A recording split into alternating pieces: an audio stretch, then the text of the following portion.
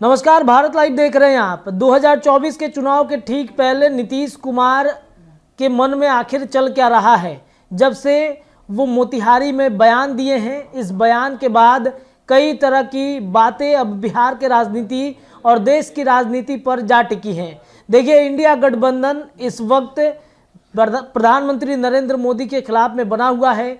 Bharatiya Janata party के खिलाफ में इंडिया गठबंधन की मजबूती आगे बढ़ रही है। लेकिन क्या इंडिया गठबंधन में सब कुछ फाइनल है? क्या इंडिया गठबंधन में सब कुछ ठीक ठाक चल रहा है? जी नहीं, ऐसा बिल्कुल भी नहीं हो रहा है, क्योंकि इंडिया गठबंधन में जो अलग अलग दल हैं वो उनके अलग अलग महत्वाकांक्षाएं हैं, वो अपनी अपनी महत्वाकांक्षाओं को लेकर आगे बढ़ रहे हैं। देखिए, नीतीश कुमार को लेकर के जो बातें सामने आ रही हैं कि इंडिया गठबंधन से नीतीश कुमार का मोह भंग हो रहा है। ऐसा क्यों?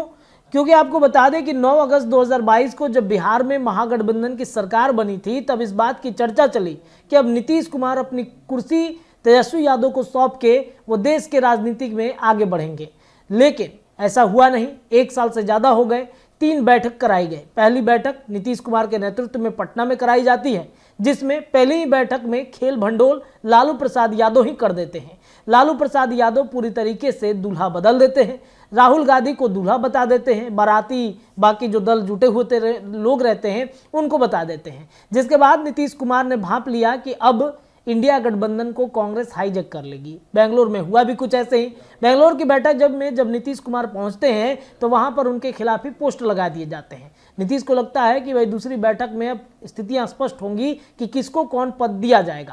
लेकिन बेंगलुरु में लालू से पहले ही नीतीश कुमार पटना लौट आते हैं, नाराजगी उनकी बढ़ जाती है और तीसरी बैठक मुंबई के पहले नीतीश कुमार को मनाने की कवायदात शुरू होती है। नीतीश कुमार को मनाने के लिए दिल्ली से पटना, पटना से दिल्ली लालू प्रसाद यादव कई दफा चक्कर काटते हैं और अंततः लालू प्रसाद यादव नीतीश को मनाने में सफल होते हैं। मुंबई की बैठक में तो जाते हैं, लेकिन वहां भी नीतीश के हाथे कुछ नहीं लगता है। नीतीश कुमार को लेकर चाहे जदयू के राष्ट्रीय अध्यक्ष ललन सिंह हो या फिर आरजेडी, समय समय पर नीतीश कुमार को योग्य प्रधानमंत्री का उम्मीदवार बताता रहा। लेकिन कांग्रेस के राहुल गांधी खुद के प्रचार प्रसार में खूब व्यस्त रहे। इस बीच में जाति आधारित जनगणना कराकर नीतीश कुमार की जो घटती पद थी इंडिया गठबंधन से, उसे एक बल मिलता है। लालू प्रसाद यादव, नीतीश कुमार और राहुल गांधी जाति आधारित जनगणना को काट भांज करने में लगे रहते हैं।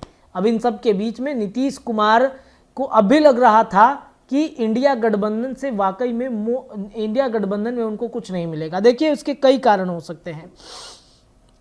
भले ही इंडिया गठबंधन के लोग, चाहे महागठबंधन के अगर लोग की बातचीत करें, समय समय पर यह बात कहते रहें कि नीतीश योग्य प्रधानमंत्री हैं, लेकिन नीतीश को कुछ नहीं मिला।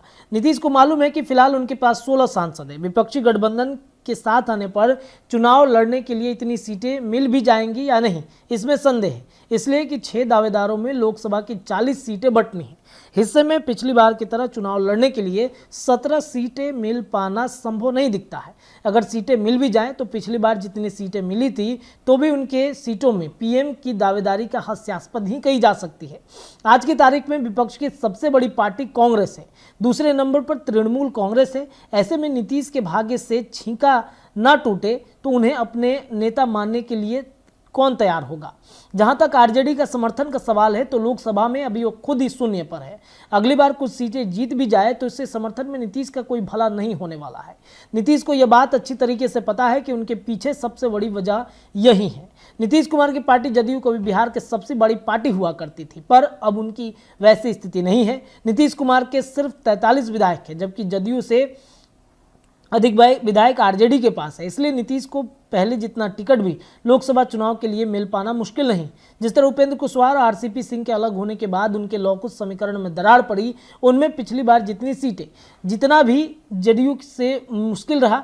कभी जदयू के साथ चुनावी रणनीतिकार प्रशांत किशोर ने दावा किया कि नीतीश को 5 सीटें भी लोकसभा मिल जाए तो बड़ी बात होगी। अपने दावे की पुष्टि के लिए बंगाल विधानसभा के साल 2021 में हुए चुनाव का हवाला देते हैं। उन्होंने चुनाव से पहले कभी कह दिया था कि बीजेपी डबल डिजिट पार्ट नहीं कर पाएंगे। परिणाम भी उनके अनुरूप ही आया। अब लोकनीति और centre for the study of developing society का एक सर्वेक्षण कुछ महीने पहले आया था, जिसमें नेताओं की लोकप्रियता की रेटिंग की गई थी। सर्वेक्षण में पता चला कि बिहार के सीएम नीतीश कुमार की लोकप्रियता सबसे निचले पायदान पर है। कर्नाटक विधानसभा चुनाव के परिणाम के बाद 10 से 19 मई के बीच 19 राज्यों में कराए गए सर्वेक्षण में पता चला कि नीतीश कुमार 1% लोगों के पीएम के रूप में पसंद है।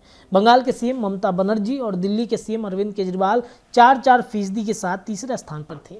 अखिलेश यादव को 3% लोगों ने पसंद किया। यानी यह बात बिल्कुल साफ है कि नीतीश की पहचान बिहार छोड़ अन्य राज्यों में शायद ही। एक बात दर्ज करने लायक है कि नरेंद्र मोदी अभी पीएम के रूप में लोगों की पहली पसंद बने हुए हैं। दूसरे नंबर पर राहुल गांधी है। वैसे में सवाल ये खड़ा होता है कि अब नीतीश कुमार का इंडिया गठबंधन से मोह भंग हो भी तो क्यों ना हो, क्योंकि जो स्थितियां इंडिया गठबंधन में वर्तमान में हो गई हैं, ऐसे में समय ये बता रहा है, उनके करीबी ये बता रहे हैं कि दशहरा के अंत होते होते या फिर 2024 आते आते नीतीश कुमार एक बार फिर से पाला बदल सकते हैं। अब उनके लिए प्लानिंग क्या बनाया है उन्होंने, ये तो हमारे संपादक नमन मिश्रा सर कल ही बता रहे थे आपको पंचनामा में कि जब 2017 वाला खेला हुआ था तो वो कोई 1-2 दिन में नहीं हो गया, या फिर जब महागठबंधन की सरकार बिहार में बनी थी तो वो भी 1-2 दिन में नहीं हो गया। इसके लिए 1 साल 6 महीने से पूरा काम चल रहा होता है। नीतीश कुमार महागठबंधन सरकार 9 अगस्त 2022 को बनाने के बाद से ही प्लानिंग कर रहे थे। उसके 6 महीना के अंदर ही नीतीश कुमार ने सोच लिया कि अब हमें क्या करना है। बस समय का इंतजार कर रहे हैं नीतीश कुमार, और जल्द ही कुछ बड़ा फैसला बिहार के लिए वो ले सकते हैं। फिलहाल इस खबर में इतना ही। जुड़े रहिए भारत लाइव के साथ। धन्यवाद। अगर ये वीडियो पसंद आई और वह बिहार के राजनीति और बिहारियत से सरोकार रखेनी तो सब्सक्राइब बटन दबा के चैनल के सब्सक्राइब कर ली। ओजे एगो घंटी बा, ओकरा बटन दबा देला से कुल सटीक और मारक खबर रुआ मुफ्त में मिल जाई। अगर रुआ पत्रकारिता के हमनी के नया प्रयोग में सहयोग कर चाहतानी तो ज्वाइन बटन दबा दी।